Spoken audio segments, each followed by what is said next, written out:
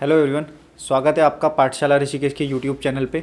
तो जो history MCQ series है उसी को आगे बढ़ाते हुए हम इसमें क्या करेंगे, जो मॉडर्न हिस्ट्री का पार्ट रहा है मॉडर्न हिस्ट्री को ही कंटिन्यू करेंगे। और मॉडर्न हिस्ट्री में आज जो हम क्वेश्चन करने वाले हैं उस समय पर जो इतिहास में एजुकेशन को लेकर के जो अंग्रेजों ने कार्य किए हैं उनसे संबंधित क्वेश्चन है। तो बहुत ही इंपॉर्टेंट क्वेश्चन है, पहले करते हैं फटाफट से। देखिएगा कुछ इंपॉर्टेंट क्वेश्चन कि आपने कितना पढ़ा हुआ है और आपको ये कितना मालूम है या कितना आता है। जैसा कि पहला क्वेश्चन है, एशियाटिक सोसाइटी ऑफ बंगाल के संस्थापक कौन थे? तो ये देख लीजिए, बोला गया है कि कौन थे। तो आपको चार ऑप्शन है, आपको बताना है। एशियाटिक सोसाइटी के एशियाटिक जो सोसाइटी थी इसकी स्थापना 1784 में सर विलियम जॉन्स ने की थी। ठीक है, तो ये चार ऑप्शन थे। पहला क्वेश्चन है, आसान है, 1784 में। आज जो भी एजुकेशन से जुड़े क्वेश्चन हैं हिस्ट्री के वो हम करने वाले हैं। ठीक है, किसके? मॉडर्न हिस्ट्री के। तो अगले क्वेश्चन की तरफ चलते हैं। अगर आपने थोड़ी भी तैयारी करी है तो ये सारे क्वेश्चन लगभग आपके सही होने चाहिए।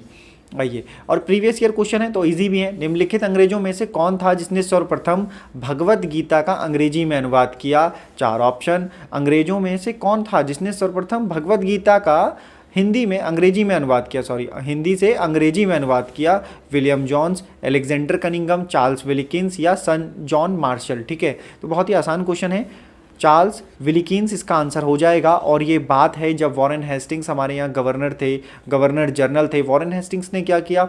देखिए, पहले एशियाटिक सोसाइटी स्थापित की, फिर चार्ल्स विलिकिंस जैसे लोगों को प्रोत्साहित किया कि आप क्या करो, जो भगवत गीता या जो हिंदी साहित्य या भारतीय जो साहित्य है उसको अंग्रेजी में कन्वर्ट करो ताकि हम सामाजिक चीज़ों को, यहाँ के इतिहास को समझ पाएँ। चलिए आगे चलते हैं।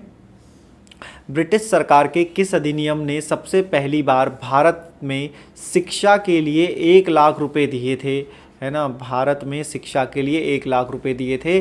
चार ऑप्शन है, वुड का डिस्पैच 1854, चार्टर अधिनियम 1813, चार्टर अधिनियम 1853, भारतीय परिषद अधिनियम 1892। देखिए, ये सीडीएस लेवल का क्वेश्चन है और ये प्रीवियस ईयर एग्जाम्स में भी आया हुआ है कि ब्रिटिश सरकार ने बहुत सारे अधिनियम एक्ट पास किए। उनमें से एक एक्ट यहाँ भी है जिसमें कहा गया था कि 1 लाख रुपए शिक्षा के लिए खर्च किए जाएंगे। तो इसका एक्ट है 1813, जिसने अंग्रेज़ों की या ईस्ट इंडिया कंपनी की जो मोनोपॉली थी उसको भी कम किया था। आगे चलते हैं।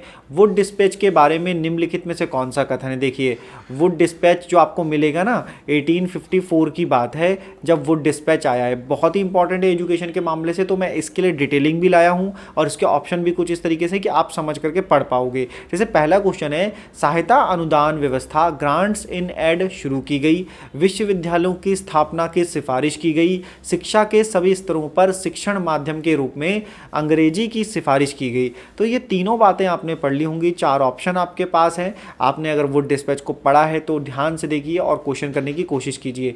नहीं पढ़ा है तो थोड़ा सा इसको देख लेते हैं। ये पूरी स्लाइड वुड डिस्पैच के बारे में ही है। कहा गया, Wood dispatch British east India company के बोर्ड ऑफ कंट्रोल के अध्यक्ष चार्ल्स वुड द्वारा 1854 में लाया गया। ठीक है, कब लाया गया? तो 1854 में लाया गया, ईयर याद रखना, जारी किया गया था। इस घोषणा पत्र में भारतीय शिक्षा पर एक व्यापक योजना प्रस्तुत की गई। इस घोषणा पत्र में शिक्षा के उद्देश्य, माध्यम, सुधारों आदि पर विचार किया गया था। इस घोषणा पत्र को भारत में अंग्रेजी शिक्षा का मैग्ना कार्टा कहा जाता है। बहुत ही इंपॉर्टेंट लाइन है, कहा जाता है। प्रस्ताव में सरकार ने पाश्चात्य शिक्षा के प्रसार को अपना उद्देश्य बनाया। उच्च शिक्षा को अंग्रेजी भाषा के माध्यम से दिए जाने पर बल दिया। जो उच्च शिक्षा थी उसकी बात हो रही है कि अंग्रेजी भाषा के माध्यम से दिए जाने की बात की गई, परंतु साथ ही देशी भाषा के विकास को भी महत्व दिया गया। इस घोषणा पत्र के अनुसार लंदन विश्वविद्यालय के आधार पर कलकत्ता, बंबई, मद्रास प्रेसिडेंसी में एक एक विश्वविद्यालय की स्थापना की व्यवस्था की जाए। देखिए, कलकत्ता में, बम्बई में और कहाँ? मद्रास में। और बाद में आके यही आपको 1861 के आसपास कुछ विश्वविद्यालय खोलने को मिलते हैं जो कैनिंग के समय में किए गए थे। इसमें इस बात पर बल दिया गया कि सरकारी शिक्षण संस्थानों में दी जाने वाली शिक्षा धर्मनिरपेक्ष हो। ये वाली बात फिर से याद कर लीजिए, कभी भी एग्जाम में पूछा जा सकता है।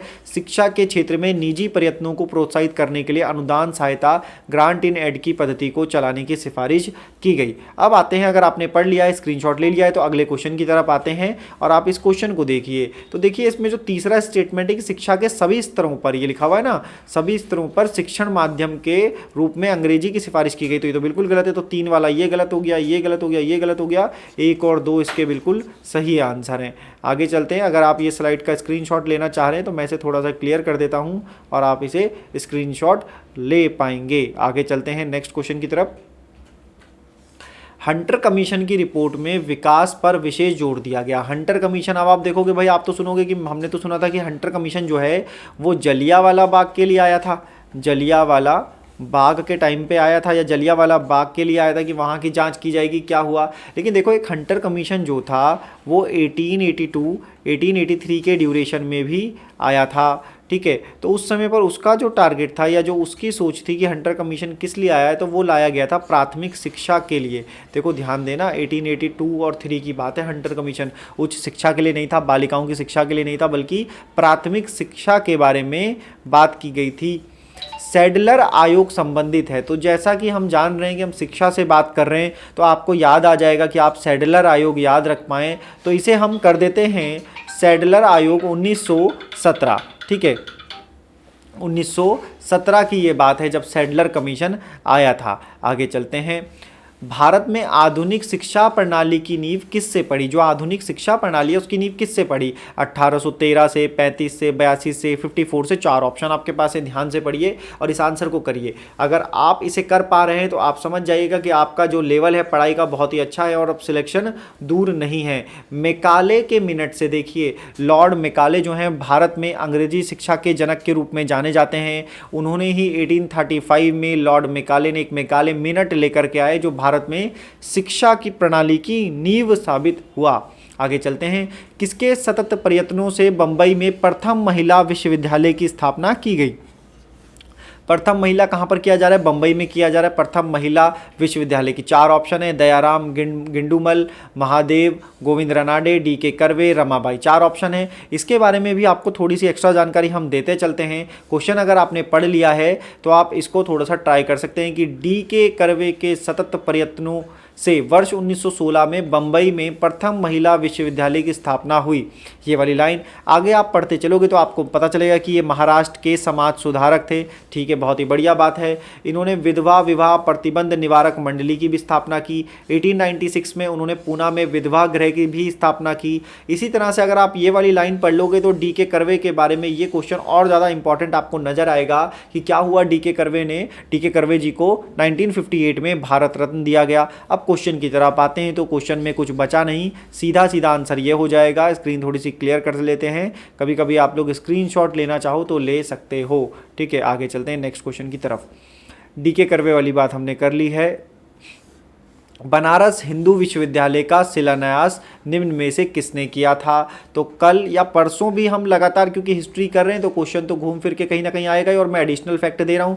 तो बीएचयू हुआ था 1916 में, और जो कल वाली आपको बात बताई थी मैंने एमसीक्यू में, वो बताई थी कि गांधी जी को पहली बार सार्वजनिक मंच कहाँ पे मिला था, तो इसी का उद्घाटन समारोह था।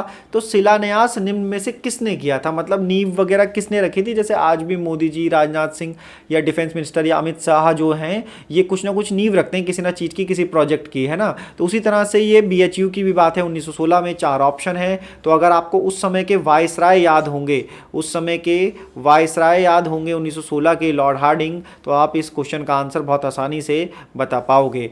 आगे चलते हैं। तो ये आज के इतने ही क्वेश्चन थे जो एजुकेशन से रिलेटेड थे, क्योंकि ये स्पेसिफिक टॉपिक है हिस्ट्री का, मॉडर्न हिस्ट्री का एजुकेशन पार्ट, उससे रिलेटेड जितने भी इंपॉर्टेंट क्वेश्चन थे वो मैंने कवर कराने की कोशिश की है। जो थोड़े बहुत क्वेश्चन होंगे जो ईजी होंगे वो आपको कहीं ना कहीं मिल ही जाते होंगे, तो मैंने उनको शामिल नहीं किया है, जो लगभग याद ही रहते हैं। थोड़े स्पेसिफिक क्वेश्चन जो आपके कॉन्सेप्ट को भी क्लियर करें।